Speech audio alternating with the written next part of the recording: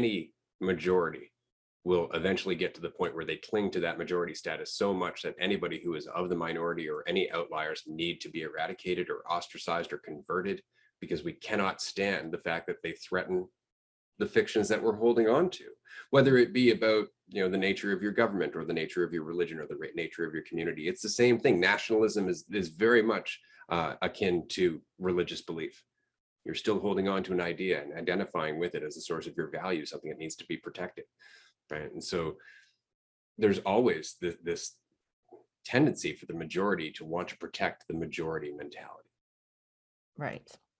And we're not going to get out of that until each and every person starts to recognize that there's a cost to all of that. There is a cost, but it's almost like it's a natural thing for us to do. I mean, these stages of ego development, which I've talked about before, there is a stage where we do grapple to groups that are like us, where we are looking for a structure of what is normal or what is appropriate and what is not.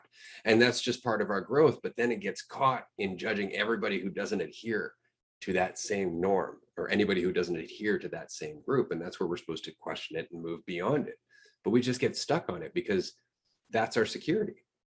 That's why we get angry in a religion when anybody questions the status quo, or we get angry in a government when anybody starts to question the purpose of the government. We call it treason. We come up with punishments for it because we're so fragile.